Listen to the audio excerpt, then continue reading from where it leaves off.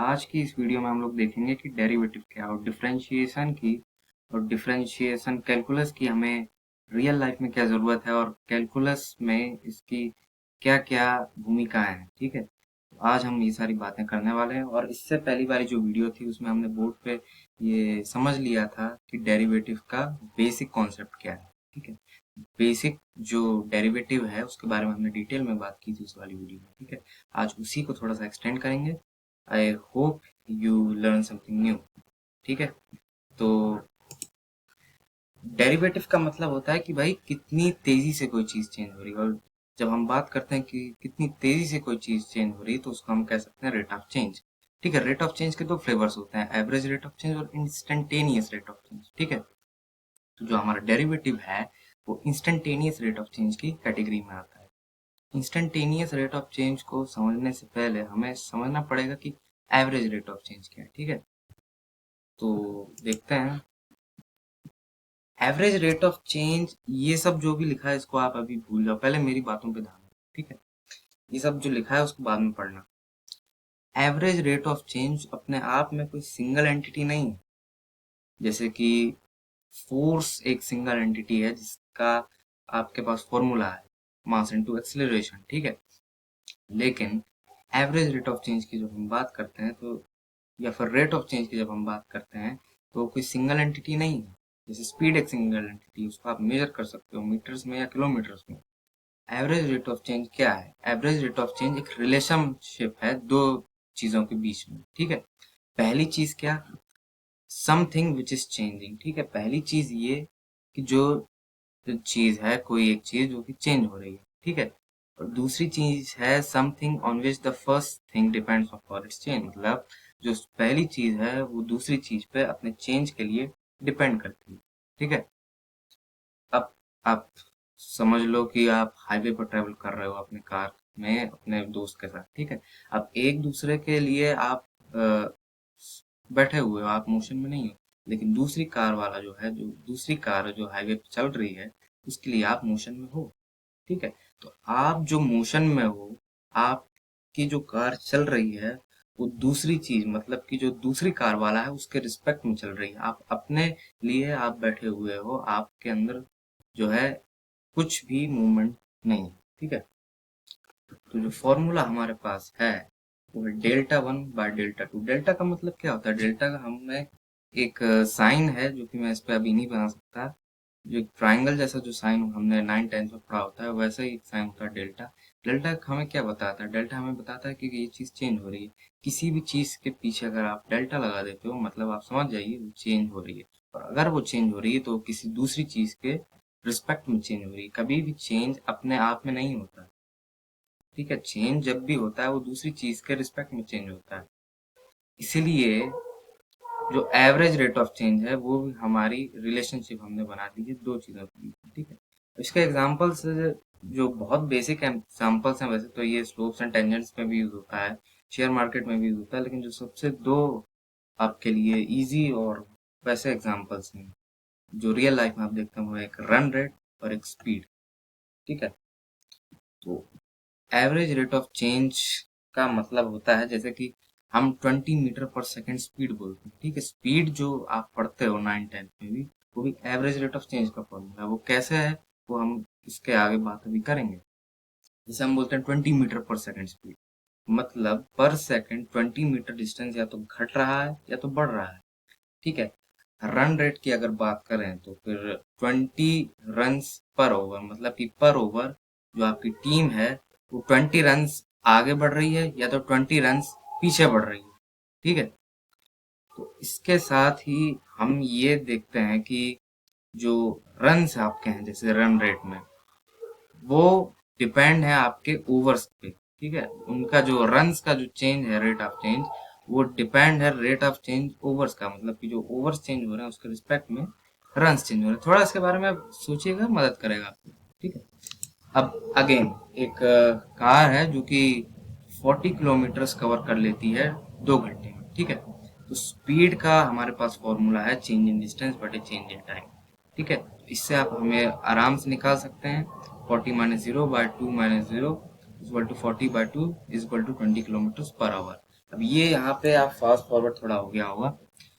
अब आप इसको शुरू से समझो। 9th 10th में आपने पढ़ा था स्पीड का फॉर्मूला डिस्टेंस बाय टाइम, ठीक है। डिस्टेंस बाय टाइम में भी तब आपको डिफरेंशिएशन यूज करना आपको नहीं बताया था। 9th और 10th में डिफरेंशिएशन यूज नहीं करते हैं, ये टॉपिक 11th क्लास में आता है, ठीक है। लेकिन उसके पीछे भी जो आपकी एनसीईआरटी की बुक्स में लिखा होता था कि speed is equal to distance by time, उसमें भी एक इनिशियल डिस्टेंस होगा और एक इनिशियल टाइम होगा, एक फाइनल डिस्टेंस होगा और एक फाइनल टाइम होगा। चेंज होता है यहाँ और वहां, दो साइड में चेंज होता है, तभी चेंज की आप बात कर सकते हैं। आपके पास खाली यहाँ है, खाली वहां है, चेंज क्या हुआ, आप चेंज की बात ही नहीं कर सकते, ठीक है। इसे और अच्छे से बताने के लिए मैं ये एक लाइन बना देता हूँ। पॉइंट ए से पॉइंट बी तक 40 किलोमीटर्स होते हैं और इस कार ने ये पूरी जर्नी अपनी कवर की 2 घंटे में, ठीक है। जब इसने ये पॉइंट ए में जब होगा, जब पॉइंट ए में होगा तो इसका जो इनिशियल डिस्टेंस है वो 0 किलोमीटर होगा, क्योंकि तब इसने कुछ भी मोशन में ये नहीं था। जब ये पॉइंट बी तक पहुंचा तो पॉइंट बी तक आते आते इसने 40 किलोमीटर कवर कर लिया। और 2 घंटे जो हमारे पास ये टाइम है, वो 2 घंटे टाइम इसके पॉइंट बी पे पहुंचने के बाद है, ठीक है। जब इसने पूरी जर्नी जर्नी कवर कर ली अपनी, तो तब 2 घंटे हमें ये बात पता चली। जब ये मोशन में नहीं था तब हम 0 आवर बोलेंगे, क्यों? क्योंकि जर्नी तब उसकी स्टार्ट नहीं हुई थी, ठीक है।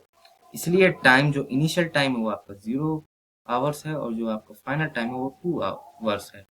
जो आपका इनिशियल डिस्टेंस है वो 0 किलोमीटर है और जो फाइनल डिस्टेंस है वो 4 किलोमीटर है। इसलिए हमने यहाँ पे आप देखोगे 40 - 0 किया है, मतलब जो फाइनल आपकी डिस्टेंस है उसको जो इनिशियल डिस्टेंस है उसका हमने सब्ट्रैक्शन कर दिया है। वैसे ही हमने टाइम के साथ किया, जो फाइनल टाइम है 12 आवर, उसको हमने ये जो इनिशियल टाइम था आपका 0 आवर उससे माइनस कर दिया, तो उसके बाद हमें स्पीड आ गई 20 किलोमीटर पर आवर, ठीक है। यही चीज आपकी एनसीईआरटी की किताब में जो बुक्स थी 9th 10th में तब भी थी, लेकिन तब उसको इतना बढ़ा चढ़ा के नहीं बताया जाता, ठीक है। लेकिन जो बेसिक आइडिया उसके पीछे था, या जो भी चीज थी उस समय, उसके बेसिक जो कॉन्सेप्ट था उसके पीछे का वो यही था, ठीक है। अब एवरेज रेट ऑफ चेंज हमारे लाइफ में काफी होता है, ठीक है। रेट ऑफ चेंज, जो एवरेज रेट ऑफ चेंज होता है वो हमारे लिए कभी कभार बहुत ठीक रहता है, मतलब उसके आगे हमें जानने की जरूरत नहीं है, लेकिन काफी बार वो काफी नहीं रहता। फॉर एग्जाम्पल, हम ये देखते हैं कि एक कार मूव कर रही है और उसका एक्सीडेंट हो जाता है, वही t = 5 सेकेंड, ठीक है। एक छोटा सा टाइम इंटरवल हमने लिया है 5 सेकेंड, ठीक है। इसने अपनी जर्नी पूरी नहीं कर पाई और जो इसका एक्सीडेंट है वो एक छोटे से टाइम इंटरवल में हमको बता दिया गया, 5 सेकेंड पे इसका एक्सीडेंट हो गया, ठीक है। तो इसमें अब मैं आपसे पूछूं कि बताओ भाई, जो किस प्रकार की स्पीड डिटरमाइन ये करेगी कि उसका एक्सीडेंट कितना हुआ, मतलब अगर जो ड्राइवर बैठा था उसके अंदर उसको कितनी चोट आई, वो उसकी एवरेज स्पीड पर डिपेंड करेगा या फिर जो एक्सीडेंट के समय पर टाइम था उस पर डिपेंड करेगा। मतलब कि जो एक्सीडेंट के समय जो इंस्टेंटेनियस स्पीड थी, उस एक पल में जो स्पीड थी उस पर डिपेंड करेगा। यही बेसिक और मेन कॉन्सेप्ट है डेरिवेटिव के पीछे, कि भाई एक्सीडेंट के पीछे बंदे की स्पीड क्या थी। इसको आप और अगर अच्छे से देखना चाहो तो किसी एक पल में, किसी एक क्षण में बंदे की स्पीड क्या थी, ठीक है। अब आप बोलोगे इसमें क्या बड़ी बात है, हम इसको एवरेज स्पीड से भी सॉल्व कर सकते हैं, जो एवरेज स्पीड का हमारा फॉर्मूला है उससे भी हम इसे सॉल्व कर सकते हैं। तो आप देखोगे ये इतना आसान नहीं है। अब अगर आप यूज करो वो एवरेज रेट ऑफ चेंज वाला फॉर्मूला, तो इसमें आपके पास डिस्टेंस नहीं दे रखा है, इसलिए हम डिस्टेंस को 0 मीटर मान लेते हैं। डिस्टेंस अगर दे भी रखा होता तो भी वो 0 होता, क्योंकि चेंज कुछ हो नहीं रहा, आपके पास एक ही पॉइंट है, ये दूसरा पॉइंट नहीं है आपके पास। वैसे ही हमें टाइम देख रखा था 5 सेकेंड, वो 0 इसलिए बन गया क्योंकि हमारे पास 2 पॉइंट्स नहीं थे, और 2 पॉइंट्स नहीं थे मतलब चेंज नहीं हुआ, चेंज नहीं हुआ मतलब कि 0 सेकेंड।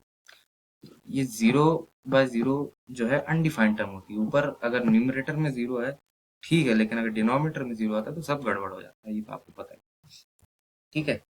तो इस चीज को सुलझाने के लिए, इस गुत्थी को सुलझाने के लिए न्यूटन ने एक क्राइटेरिया दिया। वो क्राइटेरिया क्या था?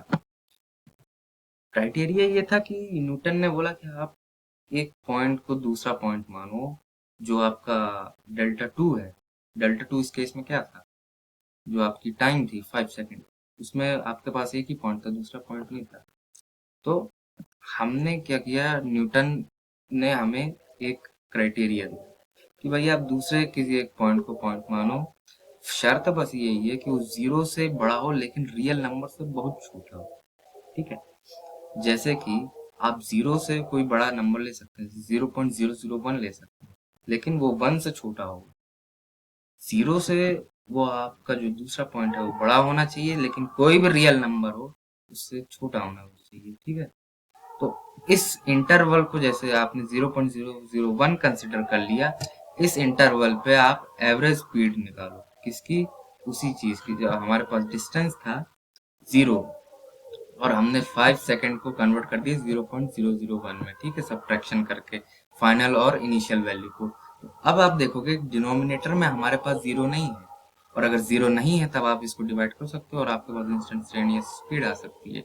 न्यूमरेटर में जीरो हमें दिक्कत नहीं देता, अगर डिनोमिनेटर में जीरो आ गया तो हम कभी भी डिवाइड नहीं कर सकते, वो टर्म अनडिफाइंड हो जाती है। ठीक है,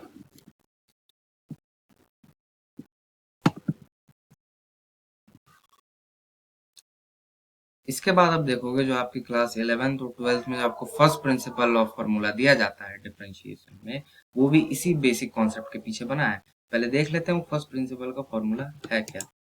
ठीक है, तो जो फर्स्ट प्रिंसिपल हमारा है, तो जो है हमें बोलता है कि f of x minus h raise to the power two minus f of x raise to the power two divided by h. तो इसमें जो एफ की आपकी वैल्यू है वो आपका 0 मीटर था इस केस में। जो हमारा एक्सीडेंट वाला जो केस था मैं उसको कंसिडर करके बोल रहा हूँ, एफ उसमें जो थी वो आपका डिस्टेंस था। ठीक है, और एक्स जो थी, एक्स जो थी वो आपकी जो टी इक्वल टू 5 सेकेंड है वो था, जो डेल्टा टू आपके पास था जिसके रिस्पेक्ट में एफ चेंज कर रहा है। ठीक है, एफ एक फंक्शन है और एच हमारा वो छोटा सा टाइम इंटरवल। इसमें आप वैल्यूज डालिए, आपको इंस्टेंटेनियस स्पीड आ जाएगी। और आप देखोगे हम यही तो करने की कोशिश कर रहे थे, इंस्टेंटेनियस स्पीड निकालने की कोशिश कर रहे थे हम लोग छोटे से टाइम इंटरवल पे, जो कि हम फर्स्ट प्रिंसिपल के फॉर्मूले को भी यूज कर सकते हैं। इसमें एक चीज मैंने ऐड नहीं की, limit h tends to zero, मतलब जो एच की वैल्यू है जीरो के बहुत पास है लेकिन जीरो नहीं है, वो वैल्यू जीरो से बड़ी है लेकिन किसी भी रियल नंबर से छोटी है। ठीक है, तो आज के लिए बस इतना ही। आई होप कि आपको सब कुछ कॉन्सेप्ट, जो बेसिक कॉन्सेप्ट है डेरिवेटिव कैलकुलस के पीछे, वो आपको समझ में आ गया। ठीक है, अगले वीडियो में मिलते हैं। Thank you.